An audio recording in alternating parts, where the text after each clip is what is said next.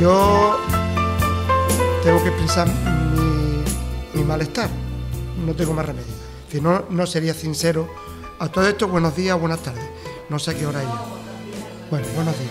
Pero tengo que expresar mi malestar, porque siempre que hacemos una actividad cultural, pues no viene gente. Y luego también tengo que decir que tenemos aquí un Ateneo ubicado y no veo a nadie del Ateneo. Yo creo que también... Bueno, sí, la muestra. Pero que la verdad que a mí me sabe muy mal, y me sabe muy mal por nuestra invitada, por Amalia, ¿vale? Porque, bueno, a los invitados hay que acogerlos, aunque Amalia tiene tabla para montar 20 circos, evidentemente. Pero bueno, es un lamento por mi parte, porque intentamos hacer actividades culturales y la verdad que siempre nos ocurre esto. Es una pena, pero esto. Yo nada más que daros las gracias a las personas que habéis venido, ¿vale? Agradeceros vuestra asistencia y pues no digo nada más porque como estoy cabreado puedo decir más cosas, pero me voy a parar aquí. Por mi parte lo he difundido a otras personas. No, pero si difundido está en Facebook, está en los grupos, está en todos lados. Bueno, pues yo quiero que Encarni la presente, porque Encarni hace poco que le ha hecho una entrevista en la radio, en Radio Copla, le ha hecho una entrevista y bueno, lo tiene más que aprendido. Yo me siento muy honrada de poder presentar a una persona como ella, porque yo creo que Amalia es una persona grande. Es una persona grande, sí que lo eres y yo la admiro mucho. Amalia nació en Barcelona, pero con 2 meses se vino a la línea. ¿Qué más deciros?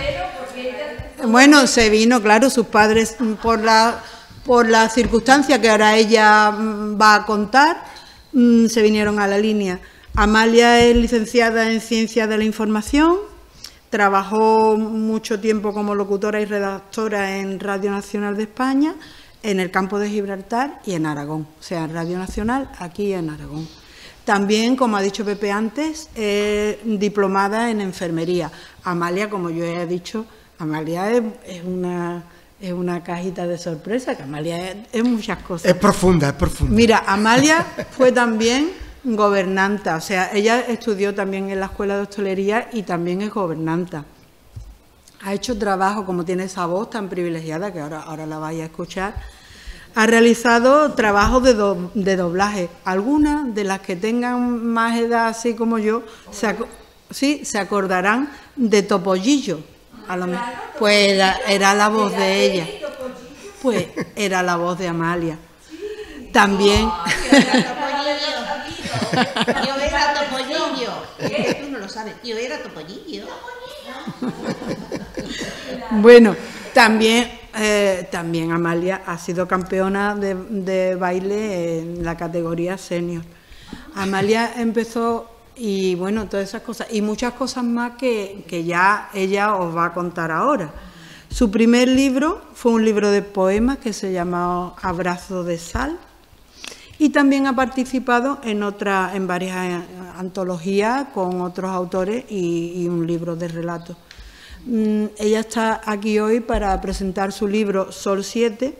Yo lo he leído, es un libro que es muy fácil de leer, es muy ameno y ella lo va a decir, perdona que a lo mejor estoy metiéndome un poquito más, pero este libro, ella ha manifestado que este libro lo ha escrito porque un poco, no mucho, quiere reivindicar que sus padres, los dos músicos, estuvieron, pues imagínate, desde que ella tenía 2 meses, han estado viviendo en la línea, han entregado a la línea su arte, han entregado su trabajo a la línea durante décadas y la verdad que es que a cualquiera que se le ponga, se le diga esto, se dará cuenta de la injusticia que se está haciendo con sus padres, que a nivel institucional no se le ha reconocido absolutamente ningún trabajo que han hecho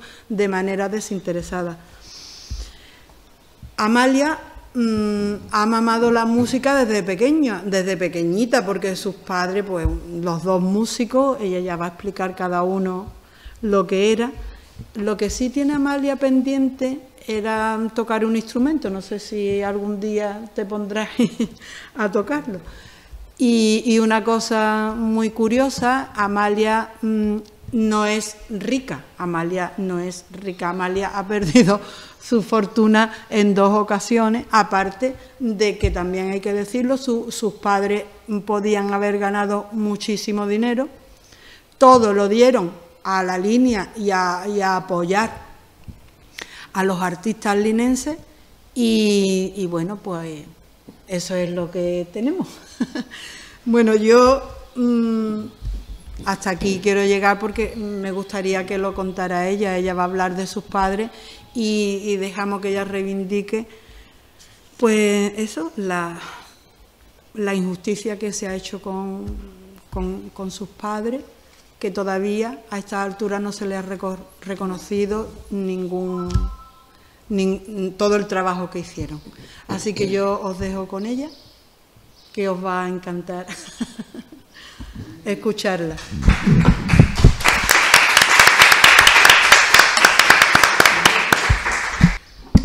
Muy buenos días a todas, porque ahora veo que no hay ningún hombre, están solo Pepe. Ay, verdad, sí, y mi nieto. Bueno, muchísimas gracias por estar aquí y, en primer lugar, gracias a estas 2 personas que se entregan tan totalmente a este centro, que no sé si les va a pasar igual que a mis padres, que nadie les va a reconocer el esfuerzo que han hecho a lo largo de 8 años. En segundo lugar, quiero decir que yo he podido hacer muchas cosas porque soy muy mayor. Entonces he tenido tiempo para estudiar todo lo que he querido. Yo siempre digo que a mí me gustaría ser rica para tener una cocinera, un cuerpo de casa, que me cuidara a los hijos, que me limpiara, y yo dedicarme a estudiar porque es lo que más me gusta del mundo. Pero bueno, he podido compatibilizar mi deseo de estudio con el deseo de tener que trabajar para mantenerme. Y sí, tiene razón Encarni de que yo ahora podría tener cierto dinero, bastante bienestar, y soy una tiesa porque mis padres se lo gastaron todo en dar clases. Mi padre fundó la banda municipal, enseñó gratuitamente a todos los músicos, incluso compró instrumentos, fundó la banda de la Cruz Roja, que en aquella época solamente había 2 bandas en España, la de Barcelona y la de Madrid, y la de la Línea de la Concepción, gracias a mi padre. Y tuvo que comprar, era pobre, la Cruz Roja en aquella época, entonces pues él pagaba los uniformes, compraba instrumentos y enseñaba gratuitamente. De hecho, en el libro viene un letrerito que pone: se dan clases gratuitas de música para los que quieran hacerlo, y allí estaba el letrerito en la puerta de la Cruz Roja, que en aquel momento estaba en la plaza de Fariñas. Y bueno, pues allí un montón de chavales o de gente mayor incluso, pues estuvieron durante años aprendiendo música que mi padre impartía gratuitamente. Y a mi padre le costaba el dinero, los papeles, como digo, los instrumentos, todo, y el esfuerzo físico y el tiempo de todos los días. Mi madre, por otra parte, hacía lo mismo. Tenía alumnas que no podían pagar, pero que les gustaba la música, y mi madre les enseñaba música. Luego mi padre, tras fundar la banda de Municipal y luego la banda de la Cruz Roja, fundó la Agrupación Artística Linense, una agrupación en donde se enseñaba a niñas muy pequeñas, entre ellas yo, que entonces yo tenía 6 o 7 años, ya ha llovido, y entonces pues mi padre en esa agrupación contrataba con su esfuerzo y su dinero a una señora o un señor que enseñaba baile, porque ellos no sabían bailar, eran músicos pero no sabían bailar, y contrataba también a gente folclórica, ¿no?, que enseñaban copla y enseñaba a las niñas, y formaba, cuando entonces no había televisión o no llegaba aquí la televisión, esa agrupación pues hacía unas escenificaciones en el teatro, y todo lo que hacía era a beneficio de la Balompédica Linense, a beneficio de Asansull, a beneficio de que habían habido unas riadas y había gente que había perdido muchas cosas, a beneficio de la campaña de Navidad porque había mucha pobreza, en fin, todo era a beneficio de. Y él no se quedaba nada, y realizaba durante un año, pues en el libro lo explico, pues las anécdotas, Encarni lo ha leído, y esas anécdotas de que se hacían vestidos, se hacían unos actos, unas escenas, por ejemplo, de Alma de Dios, una zarzuela que hay que se llama Alma de Dios, que es de gitanos, de cíngaros, y se ponía en el escenario una carroza, diremos, un carromato de gitanos, y en ese carromato pues había gente que tocaba el violín, y mientras bailábamos las niñas se encendía una hoguera. Era una escena muy típica de los cíngaros, de los gitanos. Eso se hacía en los teatros Parque, Trino Cruz, en esos sitios.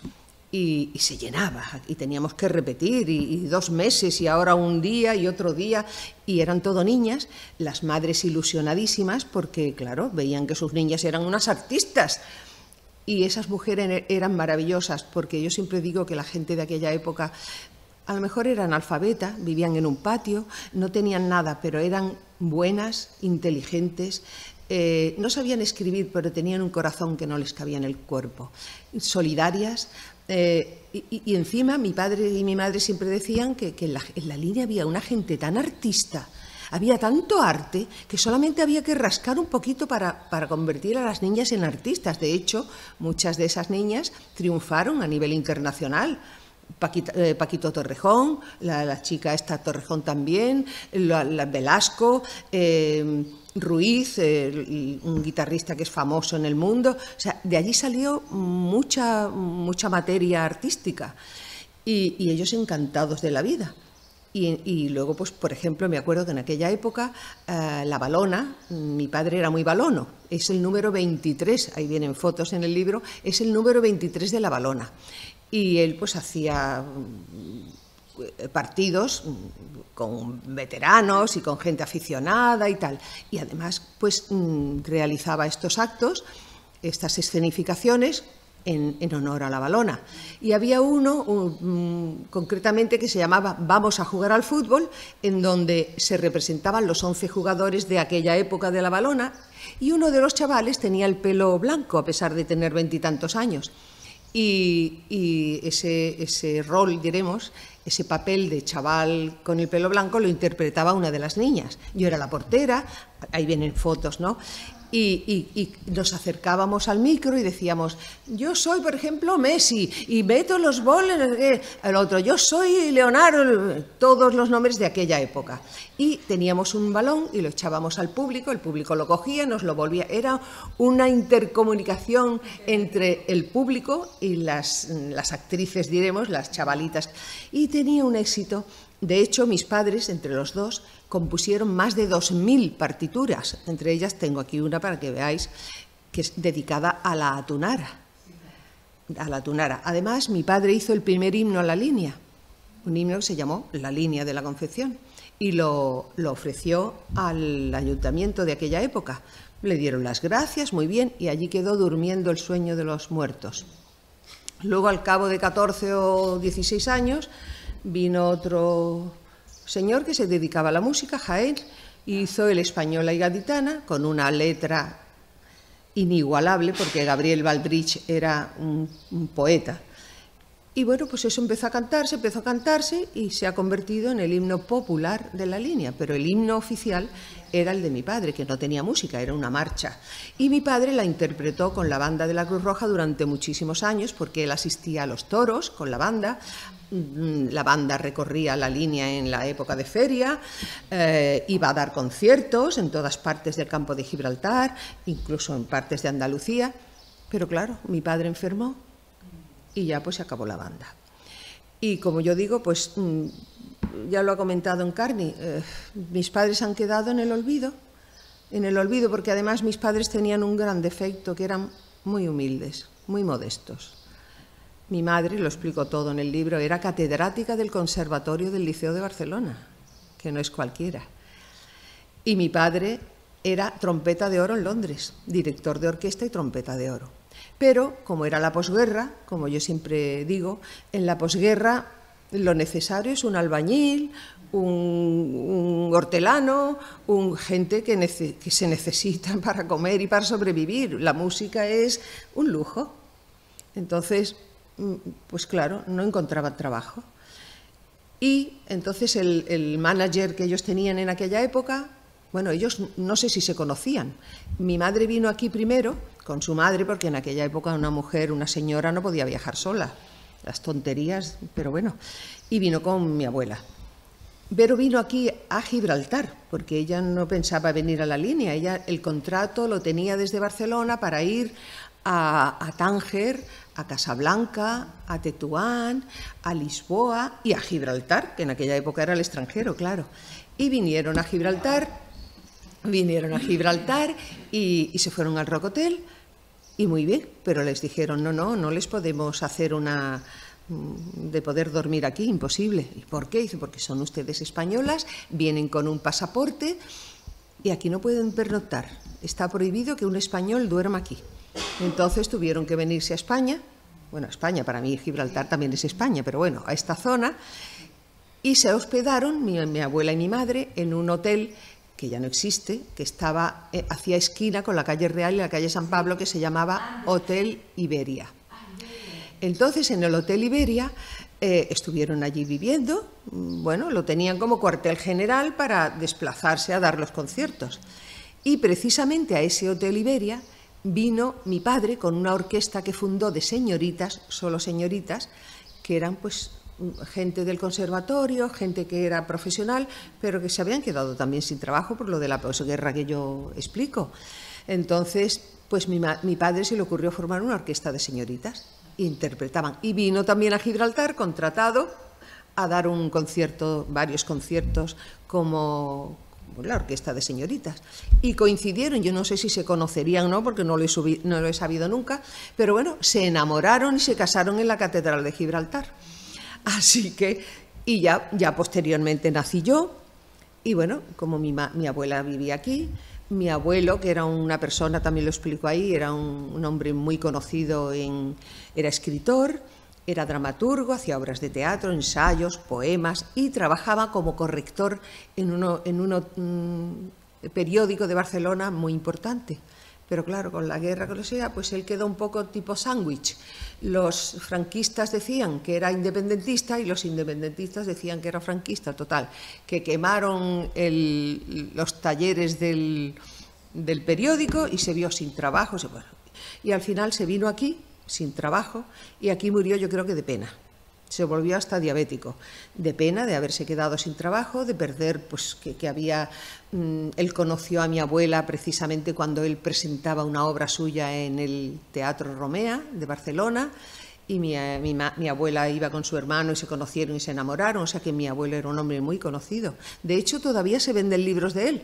Lo que pasa es que yo no cobro nada porque cuando en España la norma es que si cumples 100 años de la muerte del señor que ha escrito, que los herederos no tienen derecho a nada, y claro, mi abuelo y ahora tendría 150 años.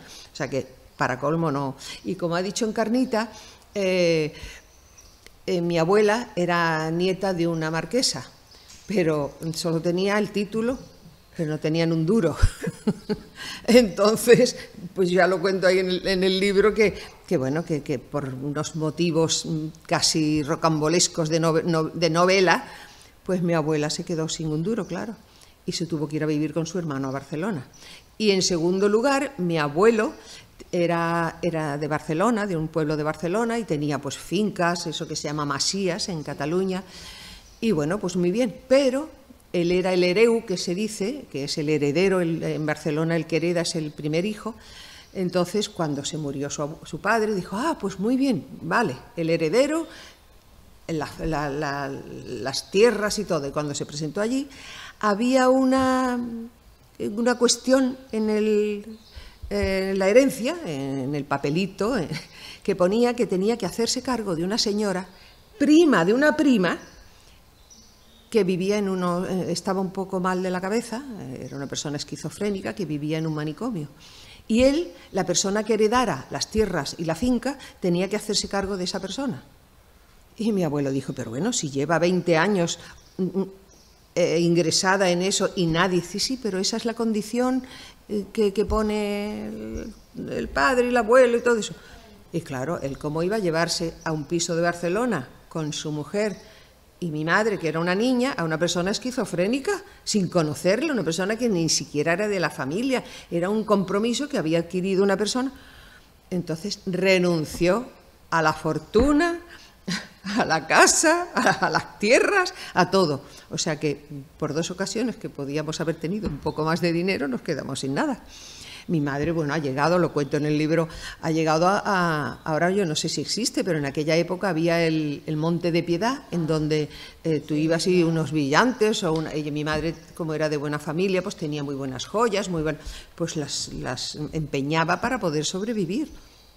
Y ha habido momentos en que pues, se encontraron sin trabajo, mi padre enfermo, y bueno, no pasamos hambre, pero tuvimos que vivir muy modestamente. Pero bueno, yo creo que la vida siempre te enseña. Y bueno, esto es un poco la síntesis de la vida de mis padres, que la cuento ahí.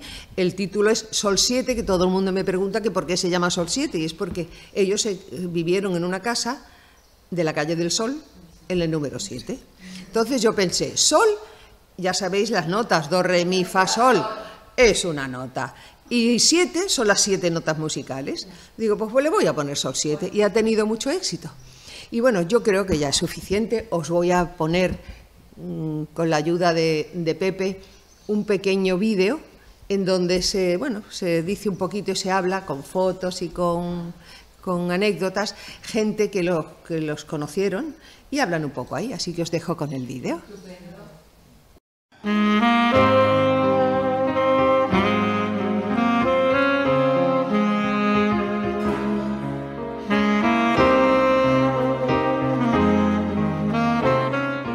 Alicia Domínguez, que es conocida por todos como una enamorada de la música e hija de uno de los componentes de la banda de mi padre, al que él cariñosamente llamaba Dominguín, nos habla de ellos.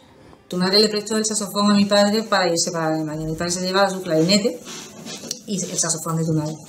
Y nada, estuvo allí tocando. Y ya cuando ya se hizo, que se compró su contrato, se compró su saxo tenor y su clarinete, pues se viene para acá y claro, se lo devuelve. Pero es muy generosa, muy atenta y muy cariñosa con los alumnos y siempre con muchas ganas de aportar. De 1000 cosas que hacía, si cobraban una era de puro milagro y 999 y no le importaba. Hay que decir también que después de cuando se hizo la banda municipal, lo hizo tu padre, que siempre lo hizo altruistamente. Anteriormente aquí todavía no había conservatorios, los que daban clases de música eran los propios directores de las bandas, cobraban por el ayuntamiento. A raíz de tu padre no cobró nunca ni por el ayuntamiento ni por casi ningún sitio, pero hace la misma banda, lo que era la Cruz Roja, se tuvieron que ir a los papeles de música, o sea, hacer los papeles, a Cádiz, y entonces cuando aquí surgió la banda de la Cruz Roja, nada más que había en España 2 bandas de la Cruz Roja, la de Madrid y la de La Línea, con instrumentos que ya no hay, helicón, con 2 helicón que llevaba. Qué pena que no se escucha esa banda, que seguro que se tenía que escuchar fantásticamente. Los conciertos que daban. Esos conciertos. Qué pena, porque eso estaba bien hecho. Y eso era música de verdad. Y cada instrumento tenía su partitura hecha a medida. Entonces, y además los matices, tú le ves las partituras de ellos, los matices, las acentuaciones, como las tenían escritas, porque sabían un de todo en la música, con nombre propio. Mi padre siempre ha alabado mucho que las cosas siempre las ha hecho altruistamente. Y todo gratuitamente. Entonces eso sí es verdad, y le costaba dinero. Sacaba dinero de su casa para los demás. Y eso parece que no se valora. Mi maestro Soro y mi maestra María, para mí fueron unos referentes impresionantes. Yo sentí el cariño de ellos, el afecto de ellos. De hecho, muchas veces lo comento, cuando íbamos por Marbella, por Estepona, pues la gente me identificaba como el Sorito, el hijo del maestro Soro. Y fue un director que sabía aglutinar en la banda, y nunca se le vio como director ningún mal gesto, todo lo contrario, era afable, amistoso, cariñoso, y la banda funcionaba fenomenalmente gracias a nuestro maestro Soro. Era un mecenas, junto con María. Era un mecenas. Su casa era una sociedad como si fuera, yo no hablo de casi una ONG, que ahora está de moda lo de ONG y tal, pero todos los músicos regalamos ahí. Entonces él siempre estaba atento a aquellos músicos que tenían problemas, con dificultades económicas, que incluso yo recuerdo siempre que después de pasar horas y horas en tu casa, pues después íbamos al modelo y seguíamos en el modelo. ¿Pero quién pagaba? El maestro Soro. O sea que por lo tanto era una persona, y como compositor, y como, sobre todo para mí me marcó bastante. Recuerdo mucho a María, recuerdo porque era entrañable conmigo se lo pasaba fenomenal, no sé por qué, pero ella le encantaba. ¿Por qué le encantaba? Tenía un saxofón, el Selmer, que era el mejor instrumento de saxofones que había, en la mejor marca, entre comillas, pero en aquella época ese Selmer daba un sonido de jazz impresionante. De tal manera que ella me enseñaba una serie de formas, de modos, de soplar, entre comillas, ese instrumento, y posteriormente con los Rocking Boys me vinieron de cine. Me acordaba de María, cuando yo empezaba a darle con el saxofón, digo, anda, pero si esto me lo enseñó María. Con la orquesta, yo me alucinaba cuando con esa Benson, con la trompeta que tenía Benson, en aquella época, en este momento, una marca impresionante de trompeta. Él se buscó una cazoleta especial, una boquilla especial, eso los músicos que me estén viendo entenderán más el tema. Y cuando empezaba con las Islas Canarias, yo recuerdo en Marbella la gente pegando aplausos, bar abajo, cuando esa trompeta de oro... que mi padre era trompeta de oro. Cuando sonaba, y todo el mundo y empezaba, Islas Canarias, ahí aguantaba todo. Mira, aquello era un espectáculo, me encantaba. Nunca tuvo palabras más altas, ni en la orquesta, ni en el foso, cuando jugamos de teatro. Con teatro, ni en la banda. Apoyaba, ayudaba, estaba siempre al tanto de aquel músico o de aquella persona que necesitaba. Económicamente, allá rápidamente estaba el maestro Soro para apoyar y ayudar. Era muy humano. Y después como agradable, como empático. Era una persona que donde caía bien. Yo no lo recuerdo, es que estoy recordando estoy visionando, estoy en la nube visionando situaciones donde, digamos, todo el mundo le apreciaba y todo el mundo lo consideraba como un personaje. O sea que era un personaje, y sobre todo cariñoso, afectivo, y siempre te lo he dicho, pues nos encontramos por ahí, ¿por qué esta ciudad, por qué a la gente que ha luchado, que ha trabajado, que se ha esforzado, que se ha entregado a los demás? Hombre, ¿qué pasa? En el olvido no puede estar. Pues Carlos, oye, te doy un beso, sí. como recuerdo A mis de tu padre y tu madre, y que yo les debo muchísimo. A que me dejaron una urdimbre, me dejaron una impronta que para mí eso ha sido importantísimo. Pues para mí también ha sido muy importante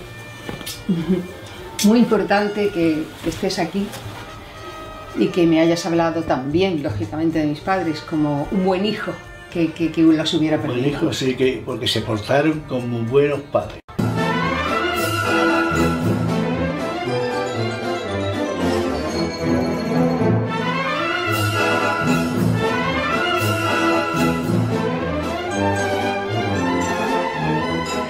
El maestro Soro creó la agrupación artística linense, de la que salieron grandes artistas, entre ellos Lolita Torrejón, Merci Peña, cantante de copla, Araceli Otero, las bailarinas hermanas Velasco, el guitarrista conocido internacionalmente Emilio Ruiz, hermano de la bailarina y Miss Nacional Rosa Mari Ruiz, y que actualmente vive en Puerto Rico.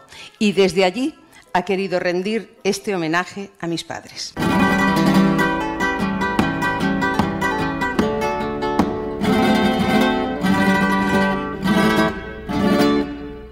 Hola Amalia, para mí hablar de mi querido maestro Soro y doña María y recordarlo es revivir mi niñez,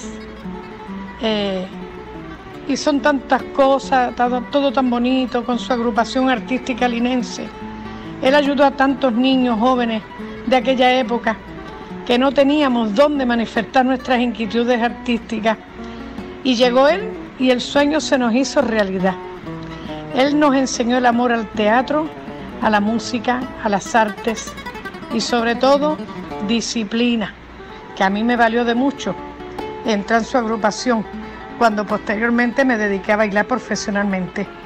Igualmente a mi hermano Emilio, que también era guitarrista flamenco en la agrupación. Él y yo a veces hablamos recordando aquella época tan bonita y llegamos a la conclusión que si el maestro Soro hubiera sido en esta época, el mejor director artístico de España hubiera sido él. Porque en aquellos tiempos, sin la tecnología de hoy día, sin los medios, hacía maravillas. Su talento era infinito para montar aquellos cuadros escénicos y para manejar a tantos niños, que no era nada fácil. Uno de los cuadros escénicos era el maestro Tarantito. Teníamos las Carmen Miranda, teníamos en un mercado persa.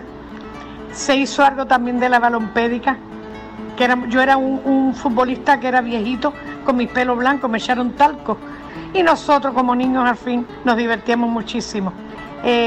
Luisa Fernanda, que al ser una zarzuela, la pobre de doña María, tu madre, qué paciencia al piano ensayando para sacarnos bien las notas, pero siempre con ese cariño que nos tenían. Eran unos segundos padres. En fin, un ciclo bien importante en la vida de aquellos niños, gracias al maestro Soro y su agrupación artística linense. Solo tengo buenos recuerdos de doña María y de Soro, y este homenaje es más que merecido a este gran señor. Y ojalá algún día pueda pasear por una calle de mi querida línea de la Concesión que lleve su nombre, ya que hizo mucho por nuestra generación. Un beso, amiga, y te veo pronto si Dios lo permite. Y que la pasen bien en ese gran evento, que sé lo vaya a disfrutar mucho tú y tu familia. Y saludo a todos los participantes. Te quiero, hermana. Vamos a oír ahora a Jesús Carrasco.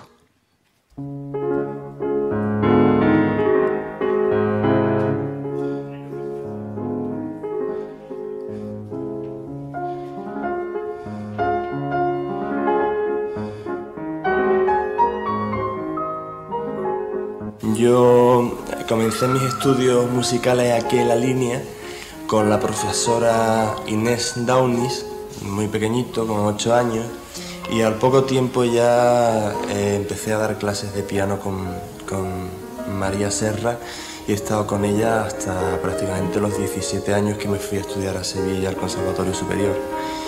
Y bueno, y digo con muchísimo orgullo que, bueno, que mi escuela pianística es absolutamente la escuela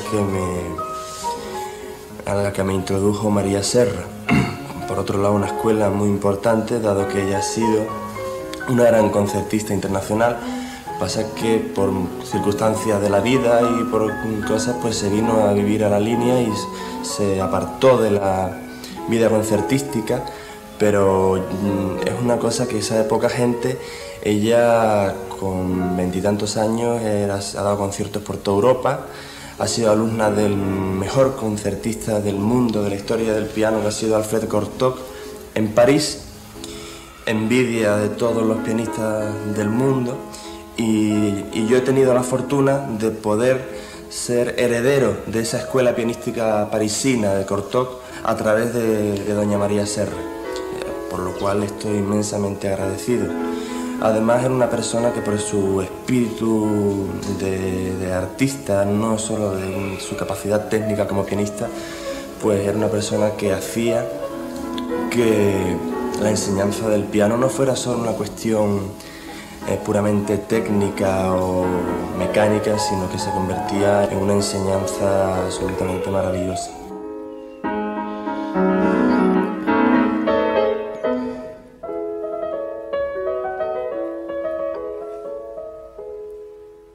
Como compositora la conozco menos, pero las cosas que me han llegado son cosas de una gran calidad.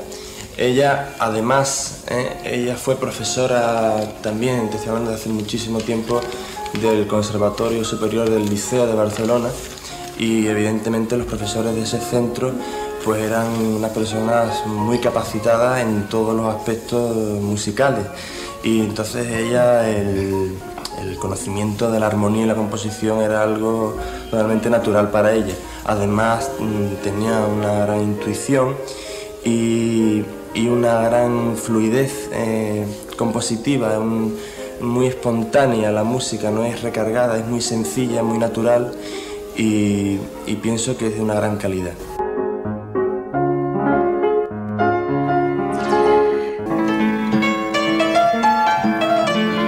Una persona que colaboró estrechamente con mis padres, sobre todo con mi madre, porque mi padre murió antes, fue el escritor, poeta y magnífico periodista Gabriel Baldrich.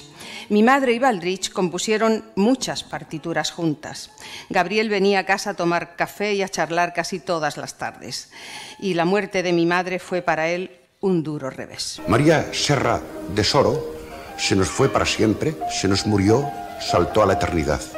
Y fuimos muchos los que el primer día de este mes la acompañamos hasta el mismo pie del nicho en el que ahora reposa, aunque serán muchos más. Cabría afirmar que incontables los que por uno u otro motivo en estos momentos se sientan apenados por la pérdida de un ser tan entrañable. No considero exagerado decir que toda la ciudad se encuentra dolorosamente afectada por este golpe que, de otra parte, no cabe calificar de inesperado, puesto que el fallecimiento se produjo, y no se trata de un fácil y tópico recurso expresivo, se produjo, repito, tras una muy larga y penosa enfermedad. María llevaba meses apagándose lentamente, de manera ineluctable, y me atrevo a asegurar que ni ella misma, todo un ejemplo de resignación, debió sentirse sorprendida, si es que llegó a percatarse de que exhalaba su último suspiro. Hay que decirlo, hay que decir que María era una artista completa, integral, o como solemos adjetivar por estas tierras, de las cabales, un singular todoterreno al servicio del arte musical, con un asombroso dominio de la técnica y una no menos admirable sensibilidad. María Serra acompañaba al piano con igual maestría e interés a una desconocida y humilde aspirante a ganarse el pan como intérprete de la canción española o la moderna, géneros calificados como menores, que a los ya más acreditados cultivadores del bel canto. Lo mismo daba clases a los que se iniciaban en el conocimiento del solfeo que a aquellos que ya coronaban los últimos y obligados cursos oficiales de música. Y como hizo hasta que se vio obligada a someterse a intervención quirúrgica en Sevilla, esto fue en junio del 89, nunca faltó a sus citas con la coral Campo de Gibraltar, agrupación de la que fue su fundadora y directora. Notaremos la falta de María. Yo, mucho más que otros, Fueron algo así como 40 años los que a ella me unieron de amistad, compartida con la de su marido, Francisco Sor Soler, otro excelente músico virtuoso de la trompeta y del bandoneón, hasta el fallecimiento de este último, calculo que hará unos 16 años. Pero además, con la muerte de María, he perdido a uno de mis mejores colaboradores, desde luego el más inmediato, en la composición musical, y a partir de ahora solo me quedará el consuelo de escuchar algunas de las canciones a las que juntos dimos vida, algunos de esos textos rimados míos que ella vistió tan bella, delicada y armónicamente con los tules de su inspiración cuando todavía, y de esto hace escasamente un año, ¿quién me lo iba a decir?, no se sentía herida por el mal que ha acabado con su vida. Aunque me hiera tu olvido, tierra guanche, dolor de ausencia, estos son títulos para una tan dolorosa como agradecida evocación de un artista excepcional, aunque por eso de que la vida es como es, no alcanzase la fama que otros gozan inmerecidamente.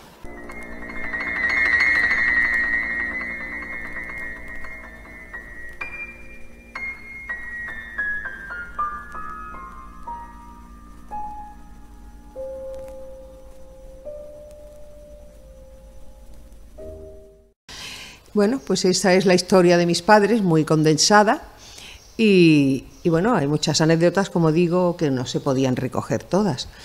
La foto de esa chica que salía, pues es esa que he comentado yo, que había sido Miss España, bueno, segunda de España, que es la que decía pues que le gustaría ver una calle con el nombre del maestro Soro, que se crió aquí, era una chica del barrio de San Pedro, que su padre era dentista, y ella estaba todo el día en mi casa, porque claro, en mi casa no era un patio, entonces en aquella época la gente vivía en patios y allí no tenían pues comodidades, y yo vivía en un piso de la calle del Sol, en donde pues había cuartos de baño, había bidés, mis padres estaban bien, y entonces, porque daban muchos conciertos y trabajaban mucho, entonces pues las niñas perdían la vida por venir a mi casa.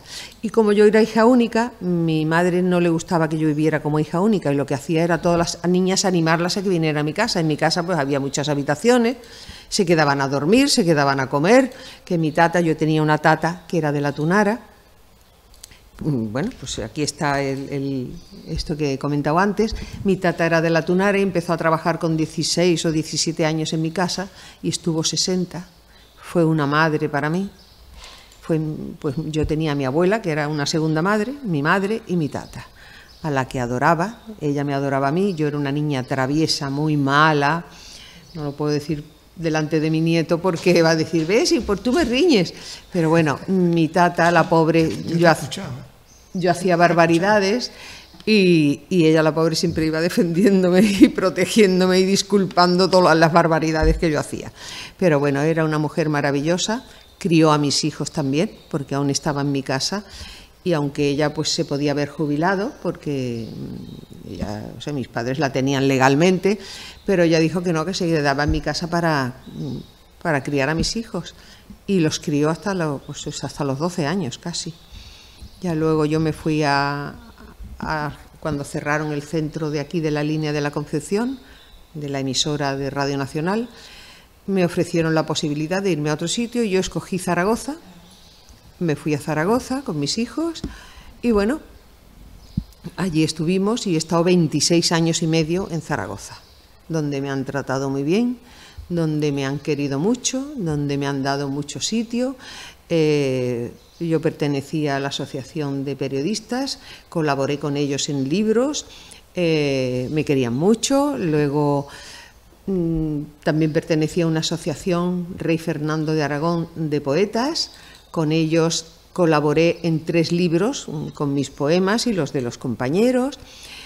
Y allí pues yo he escrito mucho toda mi vida y me ha gustado mucho, pero yo, en el fondo parece que no, pero yo he sido tímida. Aparte yo no me he valorado mucho, no he tenido una autoestima de decir, es que yo, al contrario, yo me veía muchos defectos y yo decía, con la de gente maravillosa que escribe, yo voy a escribir, sí. Y allí me animaron y me dijeron, tiene que haber de todo, hay gente mediocre, hay gente buena, hay gente menos buena, hay gente maravillosa, y premios Nobel, en fin. Y allí me animaron y me dieron mucho ánimo, muchas fuerzas. Y allí publiqué mi primer libro de poemas que se llamaba, como ha dicho Encarni, Abrazo de sal. De sal, porque es todo sobre el mar. Yo allí en Zaragoza echaba mucho de menos el mar, de la línea. Y aparte yo nací en Barcelona, mar. Y viví en la línea, mar. Lo que pasa que yo cuando vivía en la línea, cuando yo soy muy mayor, y entonces... yo estudié en las monjas y después de las monjas pues hice, en mis tiempos era bachillerato elemental y bachillerato superior. Pues el bachillerato superior, que eran quinto y sexto, no lo pude estudiar aquí porque aquí no había instituto. Estoy hablando de los dinosaurios, de la época de los dinosaurios, aquí no había instituto. Entonces yo estudié quinto y sexto, quinto en Algeciras, en el Instituto Isla Verde. Y luego, como yo quería hacer medicina, pues mis padres me mandaron con mis abuelos a Barcelona. Y allí hice preu, que en mi época no era cou, era preu. Y bueno, hice final de sexto, preu, y empecé a primero de medicina, pero mi padre... Ahí cuento toda la historia. Pues mi padre tuvo primero un infarto en Ronda, que fue a dar un concierto con la banda y le dio un infarto, y luego tuvo una embolia cerebral y luego otra embolia en la pierna y ya se quedó. Y claro, yo estaba estudiando entonces en Cádiz, que hice allí los 3 años, y me tuve que venir aquí. Así que pues dejé de estudiar medicina.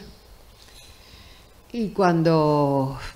montaron aquí, crearon una escuela de enfermeras en el hospital antiguo, pues yo me presenté a unas oposiciones que hicieron así para la que quisiera estudiar, y había 20 plazas y yo entré dentro de las 20 plazas. Entonces por eso hice lo de enfermería. Bueno, si alguien quiere saber algo más, yo me he extendido todo lo que he podido, pero bueno. Sí. Sí, y el de la tonara. No lo tengo yo. De hecho, la orquesta, la banda, el señor que es ahora director del Conservatorio de Música, Muñoz Molleda, me llamó un día, yo no lo conocía, y me dice: ¿tú eres la hija del maestro Osorio y de doña María Serra? Digo, sí. Dice, es que él es de Tarifa. Dice, es que yo estoy investigando una cosa y ha salido el nombre de tus padres y me gustaría conocerte. Entonces me conoció, le llevé el libro, le dije, mira, este es el libro, le conté todo, no me digas. Y él entró en la Sociedad General de Autores y me ha mandado una lista de 2000 y pico de obras que ellos escribieron, crearon, y me ha mandado el nombre, porque yo no me acordaba de los nombres ni nada, yo no tenía de eso. Y entonces, claro, él me dijo, pero bueno, ¿y todo esto? Digo, sí. Dice, pues dame el himno de la línea que la banda de música lo va a tocar. Así que lo está preparando para que se pueda tocar. No, yo me imagino que serán los del conservatorio. Porque claro, ya he dicho que mis padres eran, no quiero decir que fueran tontos, porque no eran tontos, pero de tan humildes y modestos como eran, pues perdieron oportunidades. Hay gente que son más listos y entonces pues se ofrecen, van... yo no quiero hablar mal de nadie, pero son personas que viven lo poco o lo mucho que saben, lo explotan. Y mis padres sabían mucho, eran gente muy maravillosa, pero que no le daban importancia. De hecho, hacían cosas y no cobraban. Y cuando los amigos les decían, pero maestro, ¿pero usted esto por qué no cobra por esto? Pero si a mí no me cuesta trabajo hacer esto. Hombre, no te costará trabajo, pero es tu profesión. Todo lo hacían gratuitamente. Por eso yo siempre digo lo de que soy una tiesa, porque si ellos hubieran cobrado por todo lo que hicieron, pues estaría yo ahora como están los hijos de otras personas que cobraron mucho por hacer las cosas que hacían. A mí lo que más me duele es que la gente que los conoció los recuerda con un cariño, un respeto, un agradecimiento, pero las instituciones... ¿Qué más categoría para un pueblo que fundar 2 bandas de música? ¿Qué más categoría de para un pueblo que una agrupación artística linense, que eso recogía lo mejor de la línea? Porque además en la línea es que la gente es artista por naturaleza. Y luego mi madre fundó un cuarteto de cuerda, de música de cámara, a nivel pues internacional, que lo pagaba ella, subsistió 6 años, porque, oye, tenían que dar conciertos y los viajes los tenía que pagar ella. ¿Era la orquesta de señoritas? No, eso era de mi padre. Mi madre fundó el cuarteto de cuerda, de cámara de cuerda, de música clásica. Y luego fundó la coral de la SAF, de la Sociedad Algecireña de Fomento, y luego la coral polifónica del campo de Gibraltar, que era de la línea de gente de Gibraltar, gente de Algeciras, gente... Pero qué más categoría para un pueblo que eso, ¿no? Aquí la gente pues es a lo mejor, sin ánimo de ofender, pues una, yo que sé, una rondalla o como se llamen ahora, una, como es esto de los... La coral está en la que fue al programa de televisión española, claro, de Tola, sí, que yo fuera presidente. ¿Fue allí? Sí, el programa de Y esto. Y allí actuó la coral. Y allí actuó, y tengo fotos, tengo de todo, allí actuó la coral Campo de Gibraltar. Eso le da prestigio a una ciudad, más que un cuarteto de carnavales y más que... Pero como claro... verdaderamente la cultura. Pero claro, como la gente sí sabe, pero los que organizan son ignorantes y entonces esas personas pues te dan lo que ellos consideran que es muy importante. Yo cuando vine de Zaragoza y pasé un día por una calle y leo calle del maestro tal, no quiero decir el nombre, y digo, le pregunté a una amiga que tengo maestra, digo, oye, ¿aquí ha habido algún famoso maestro que ha luchado por la línea, que se llamara tal? Dice, no, ¿qué va? Esa calle está puesta por un muchacho que enseñaba música popular. No quiero decir datos porque entonces vaya a saber quién es. ¿Entiendes? Bueno, también hay una calle que es la calle de la calle del Titi. ¿Sabéis quién es el Titi, no? Un taxista de la línea. Vamos a dejarlo ahí. Eso, lo que hizo el Titi. Mis padres no nacieron aquí, pero estuvieron 50 años y eran linenses como el primero.